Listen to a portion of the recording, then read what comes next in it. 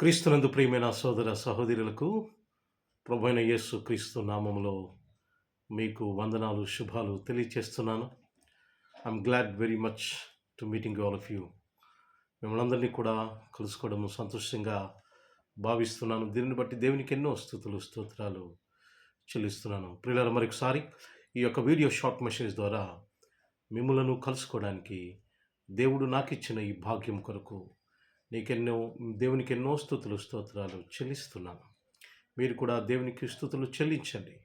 when you have opportunity to watch this video and listening the word of God, మీకు ఈ video చూడటానికి అవకాశం దొరికితే, వాక్యము మీరు వింటూ బలపరచబడితే దేవునికి స్తోత్రాలు చెల్లించండి.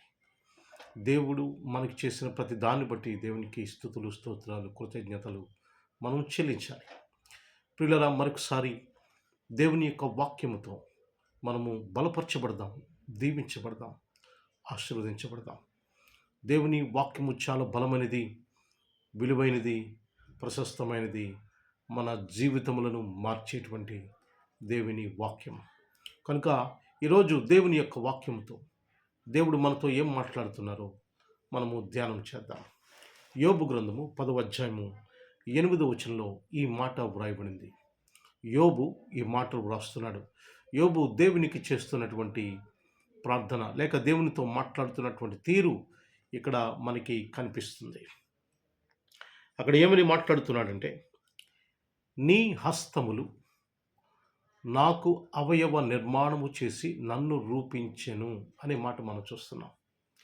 నీ హస్తములు నాకు అవయవ నిర్మాణము చేసి నన్ను రూపించెను అనే మాట మనకు కనిపిస్తుంది. ఇక్కడ మనము తెలుసుకోవాల్సిన సత్యం ఏమిటంటే, దేవుని హస్తములు మానవుని నిర్మించెను అనే మాట అనే సత్యం మనకు అర్థమవుతుంది. కీర్తన 119వ అధ్యాయం 73వ వచనంలో కూడా ఈ మాట మనకి వినబడుతుంది. నీ హస్తములు నన్ను ఏర్పరిచెను, నన్ను రూపించెను అనే మాట అక్కడ కూడా మనం చూస్తున్నాం. కీర్తనకారు కూడా అక్కడ చెబుతూ ఉన్నాడు.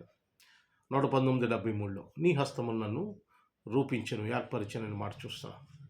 ప్రియులారా, ఈ రెండు వచనాలను బట్టి మనకు అర్థమవుతుంది, మానవుని నిర్మాణము దేవుని హస్తముల చేత జరిగింది అనేది మనకి క్రిస్టల్గా మనకి అర్థమవుతుంది. చాలా స్పష్టంగా మనకు అర్థమవుతుంది. ప్రియులారా, గమనించండి, దేవుడు మీరు ఒకసారి ఆదికాండము 1వ అధ్యాయంలో మీరు చూస్తే, దేవుడు ఈ సృష్టినంతటిని కూడా ఒక మాట చేత, ఆయన మాట చేత నిర్మించాడు.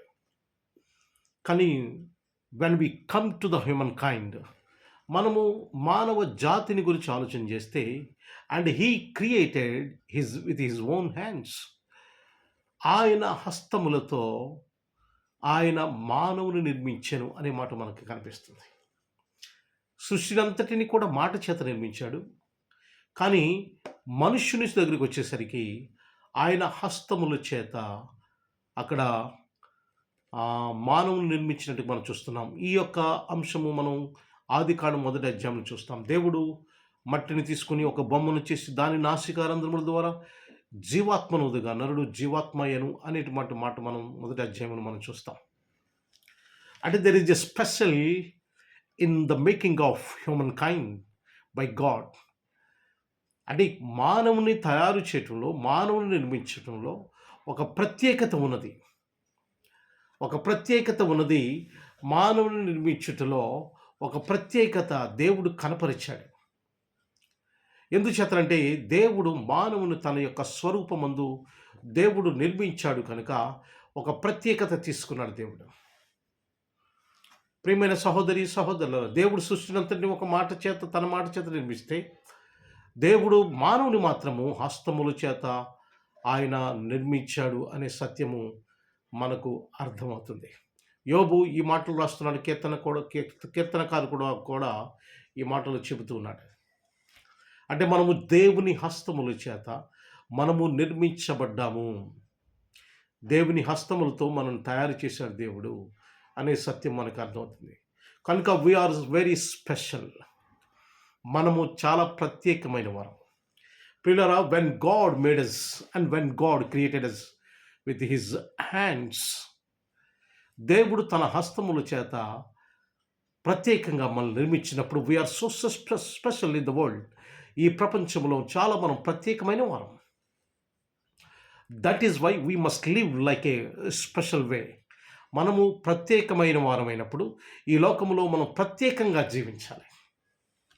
We have to show our speciality to the world and we have to demonstrate our inclusiveness to the world. ఈ యొక్క ప్రపంచానికి మన ప్రత్యేకతను మనము చూపించాలి. When we are special and we are specially made by God, మనము ప్రత్యేకమైన వారమైనప్పుడు, ప్రత్యేకంగా మనల్ని దేవుడు నిర్మించినప్పుడు ఈ లోకంలో మనము ప్రత్యేకంగా జీవించాలి. ఈ లోకంలో ప్రత్యేకతను ఈ లోకానికి చాటి చెప్పాలి. ఎలాగ చూపించాలి, ఎలాగ చాటి చెప్పాలి అని మనం ఆలోచన చేస్తే దేవుని యొక్క వాక్యము సెలవిస్తున్నది. ప్రియమైన సహోదరి సహోదరులారా, మన ప్రవర్తన ద్వారా, మన ఆలోచన విధానము ద్వారా, మన మాటల ద్వారా, మన కార్యముల ద్వారా, మన యొక్క కుటుంబము ద్వారా, మనం చేసే ప్రతి పనిలో మన ప్రత్యేకతను ఈ లోకానికి మనం చూపించాలి. అందరిలాగా మనం ఉంటే దెర్ ఇస్ నో స్పెషల్. అందరి వల్లే మనం జీవిస్తుంటే, అందరి వల్లే మనం బతుకుతూ ఉంటే అందులో ప్రత్యేకత ఏమీ లేదు. దేవుడు మనల్ని ప్రత్యేకంగా చేసినప్పుడు ఆ ప్రత్యేకంగా ఈ లోకములో మనం జీవించి ఆ ప్రత్యేకతను ఈ లోకానికి మనము చూపించాలి. మన మాట ఈ లోకాన్ని ప్రభావితం చేయగలగాలి. మన ఆలోచన ఈ లోకంలో అనేక మందికి దీవెనకరంగా ఉండాలి. మన క్రియలు ఈ లోకంలో అనేక మందికి దీవెనకరంగా, ఆశీర్వాదకరంగా ఉండాలి. మన కుటుంబము ఒక మాదిరి ఈ లోకానికి చూపించాలి. That is called the speciality in the Christianity. క్రైస్తవంలో అది ప్రత్యేకత అయింది. ఆ ప్రత్యేకత ఈ లోకానికి మనం చూపించాలి. వెన్ గాడ్ ఈజ్ స్పెషల్, దేవుడు ప్రత్యేకమైన వాడు. ఆ ప్రత్యేకమైన దేవుడు మనల్ని ప్రత్యేకంగా నిర్మించాడు. కనుక ఈ ప్రత్యేకతను మనము ఈ లోకానికి చూపించినప్పుడు మనము దీవించబడతాం, ఆశీర్వదించబడతాం. మనము అనేక మందికి దీవెనకరంగా ఉంటాం. ప్రియమైన సహోదరి సహోదరులారా, ఎవరైనా సరే మీ దగ్గర నుంచి ఏమైనా నేర్చుకుంటున్నారా? ఒకసారి ఆలోచన చేయండి. మనం వేసుకునే బట్టల ద్వారా కూడా మనము అనేక మందిని ప్రభావితం చేయగలుగుతాం. మనం వేసుకునే బట్టలు డిగ్నిటీగా ఉన్నప్పుడు, హుందాతనంగా ఉన్నప్పుడు అనేక మంది మనల్ని చూసి నేర్చుకుంటారు. గమనించండి, మనం మాట్లాడే మాటలు హుందాతనంగా ఉన్నప్పుడు, ప్రేమతో ఉన్నప్పుడు, జాలితో ఉన్నప్పుడు, కరుణతో ఉన్నప్పుడు మనం మాటల ద్వారా అనేక మందిని ప్రభావితం చేస్తాం. అది ప్రత్యేకత చూపించడం అంటే. What kind of specialty that we are showing to the world as the men of God or as people of God. దేవుని ప్రజలుగా ఎటువంటి ప్రత్యేకతను మనం ఈ లోకానికి మనం చూపిస్తున్నాం. ఆ ప్రత్యేకత ఈ లోకంలో ఒక సువార్త అవుతుంది. ఆ ప్రత్యేకత ఈ లోకంలో ఒక మంచి మార్గాన్ని చూపించే వారిగా అవుతాం. ప్రియమైన సహోదరి సహోదరులు, యోబు ప్రత్యేకతను చూపించాడు ఈ లోకానికి. ఎన్ని శ్రమలు ఎదురైనా, ఎన్ని కష్టాలు ఎదురైనా, ఎన్ని ఇబ్బందులు ఎదురైనా, ఎన్ని ఆపదలు వచ్చినా, చివరికి తనకు తాను ఆ కుటుంబం పోయింది, ఆస్తి పోయింది, అన్నీ పోయినాయి. చివరికి తానే పోయేటువంటి సందర్భంలో కూడా he did not leave his faith in God. దేవునిలో విశ్వాసమును విడిచిపెట్టలేదు.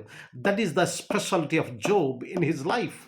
ఆయన ఆ ప్రత్యేకతను ఈ లోకానికి చూపించాడు, లోకాన్ని ప్రభావితం చేయగలిగాడు. That is why we are mentioning the Job even still today.